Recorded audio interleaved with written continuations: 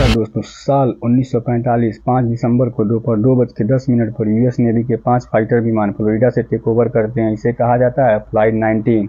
यह अपना 3 घंटे का रूटीन ट्रेनिंग मिशन करने फ्लाइट में कुल 14 क्रू मेंबर निकलते हैं, जिन्हें लीड किया जाता है एक फ्लाइट लीडर के द्वारा, जो बहुत ही एक्सपीरियंस पायलट भी हैं और वार रिटर्नर भी हैं। यह 5 प्लेन उड़ान भरकर ईस्ट की डायरेक्शन में फ्लाइंग करते हैं। फ्लोरिडा से सब कुछ नॉर्मल चल रहा था, मौसम भी साफ था। उड़ान भरने के लगभग 2 घंटे बाद इनके स्क्वाड्रन लीडर रिपोर्ट करते हैं अचानक से इनका कंपास काम करना बंद कर दिया है। इसके बाद वह अपना बैकअप कंपास निकालते हैं। बैकअप कंपास भी फेल हो जाता है। इनको एक्चुअली में कुछ पता नहीं चलता है।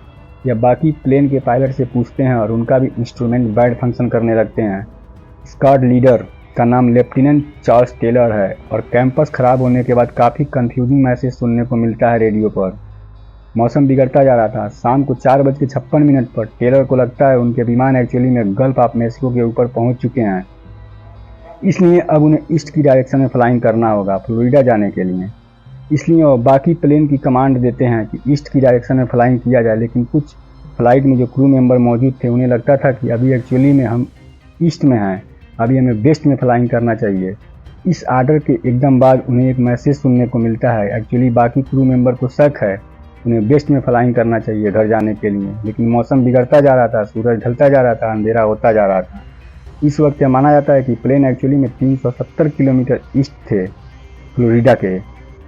7:04 पर टेलर की तरफ से आखिरी मैसेज आता है। इसके बाद यह 5 प्लेन हमेशा के लिए गायब हो जाते हैं। आज के दिन तक हम इस प्लेन के बारे में नहीं जानते हैं कहाँ पे गए और इनके साथ क्या हुआ। फ्लाइट 19 के गायब होने के बाद एक सर्च और रेस्क्यू मरीन एयरक्राफ्ट टेकअप करता है 13 लोगों के साथ। इस मिशन में उसे फ्लाइट 19 को ढूंढना था और यह भी गायब हो जाता है। फ्लाइट 19 में करीब 14 क्रू मेंबर गायब हुए और मरीन रेस्क्यू में लगभग 13 लोग गायब हुए। इसके बाद कई दिनों तक एक बहुत बड़ा सर्च ऑपरेशन बुलाया जाता है।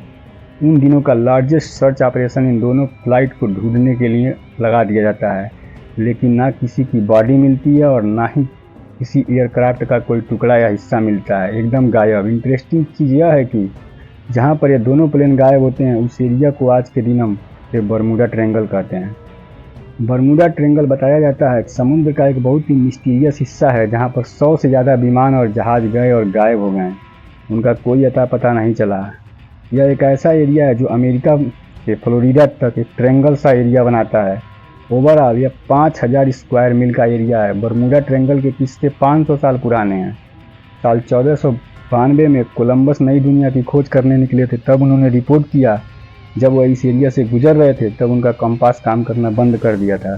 जब एक रात उन्होंने अपनी जहाज़ से बाहर आसमान की तरफ देखा तो उन्हें एक बड़ी सी अजीब रोशनी दिखाई दी, एक स्ट्रेंजर लाइट जो आग के गोले के जैसे दिख रही थी। वह आग का गोला उन्हें आसमान में दिखा, समुद्र में गिरता हुआ। यहाँ से शुरू होती है यह मिस्ट्री। आने वाले समय में कई नाम दिए गए इस जगह को, जैसे द सी ऑफ डूमी, सार्गो डिवियार्ड, ऐसे नाम थे जिन्हें 80 और 90 के दशक में याद किया जाता था। लेकिन जो बरमूडा ट्रायंगल नाम है इसकी पहली बार 1964 में इस्तेमाल किया गया। एक मैगजीन थी आर्गोसी नाम की, उसने ही इसे बरमूडा ट्रायंगल का नाम दिया। समुद्री एरिया में जिसके कारण हमारे विमान और जहाज़ जाकर गायब हो जाते हैं। हालांकि इस आर्टिकल में कोई उदाहरण नहीं दिया गया ऐसा क्यों होता है, लेकिन इसकी वजह से बरमूडा ट्रायंगल की मिस्ट्री बहुत ही इंटरेस्टिंग हो गई। कई किताबें लिखी गई, कई फिल्में बनाई गई, कई कंप्यूटर गेम बनाए गए और कुछ गाने तक भी लिखे गए बरमूडा ट्रायंगल पर कुछ और बड़ी घटनाओं की बात करते हुए 1918 में यूएस के साइक्लोप जहाज़ को लेकर 4 मार्च 1918 में तकरीबन 400 लोग बैठे थे इस साइक्लोप में। वाशिंगटन के पास एक शहर है वेस्ट इंडीज ज्वालिमिटोर, वहाँ से यह जहाज़ रवाना हुआ ब्राज़ील की ओर। लोगों के अलावा इस जहाज़ में 11,000 टन मैग्नीज भी था। यह रास्ता तय करने में करीबन 9 दिन का समय लगने वाला था। जहाज़ सही सलामत रवाना हुआ, मौसम साफ था। शिप की तरफ से मैसेज आया, वेदर फेल एंड वेल, लेकिन यह मैसेज आया आखिरी मैसेज था। इस शिप की तरफ से यह जहाज़ अपने रास्ते पर निकला, लेकिन इसका कोई अता पता नहीं चला। अचानक से यह भी गायब हो गया, सबको चौंका कर रख दिया। यूएस नेवी के बिगेस्ट शिप, इतना बड़ा जहाज़ अचानक से गायब हो जाता है। यदि यह घटना आपको सुनने में मिस्टीरियस लगती है तो इससे भी खौफनाक और डरावनी है एलन ऑस्टिन की मिस्ट्री। साल 1881 में एक 200 फीट लंबा जहाज था एलन ऑस्टिन नाम का, तो लंदन से न्यूयॉर्क जा रहा था। बहुत ही आम बात है, उस समय में बहुत सफ़र किया करते थे। रास्ते में एलन ऑस्टिन को एक जहाज दिखता है। रास्ते में एक अनफाइंड शिप बर्मुडा ट्रायंगल के एरिया के पास से देखने को मिला। यह अनजान जहाज बहुत ही नॉर्मल लग रहा था, लेकिन इसके अंदर किसी भी इंसान का नामो निशान नहीं था। तब एलन ऑस्टिन के कैप्टन ने सोचा वहां जाकर देखता हूं क्या हुआ। इस जहाज पर पहले 2 दिनों तक इंतजार किया गया, जहाज के पास अपना जहाज लगाकर कुछ पता लग जाए, कुछ निशान मिल जाए, कुछ रिस्पांस आए दूसरे जहाज से, लेकिन कोई रिस्पांस नहीं आया। 2 दिन बाद कैप्टन ने उस अनजान जहाज में कदम रखा। इस नए जहाज में बहुत सारे सामान रखा था, सारी चीज़ें जहां होनी चाहिए थी वहीं थी। उस समय लोगों को पायरेट का डर था, लेकिन यह सब चीज़ उस जहाज के साथ नहीं हुआ था। जो वैल्यूएबल चीज़ थे वे शिप के अंदर थे। इस वजह से कैप्टन अपने क्रू मेंबर को मैसेज देते हैं कि हम दोनों जहाज को एक साथ लेकर चलते हैं। पहले 2 दिन तक दोनों जहाज साथ साथ आगे बढ़ते हैं, लेकिन फिर एक तूफान आता है, दोनों के रास्ते अलग अलग हो जाते हैं और गायब हो जाते हैं।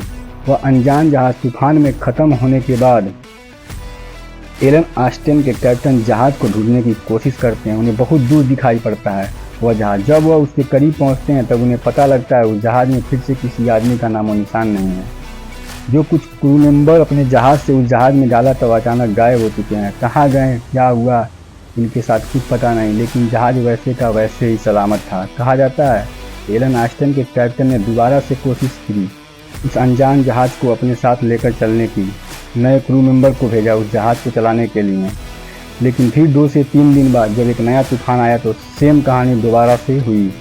यह अनजान जहाज फिर से अलग हो जाता है और जो नए मेंबर डाला गया था वो फिर गायब हो जाते हैं। एलन ऑस्टिन जहाज जब वापस लौटता है तब इसकी कहानी सुनकर इसके ओनर को इतना घबराहट होता है, उस जहाज को बेच देते हैं। उसके बाद उस कंपनी ने उस जहाज का नाम मेटा रख लेती है। इतनी दिलचस्प और लेजेंडरी कहानी है। कुछ लोग इन जहाज़ों को ब्लेम देते हैं कि एलियन ऊपर से आते हैं और इस जहाज़ को लेकर जाते हैं। इसके अलावा बहुत सारी थ्योरी दी गई जो बहुत ही अजीब है, लेकिन हम उन थ्योरी पर फैक्ट्स करते हैं जो साइंटिफिकली लगती हैं। सुनने में एक थ्योरी दी जाती हैं मैग्नीज के आधार पर। धन्यवाद दोस्तों, मिलते हैं अगले एपिसोड में।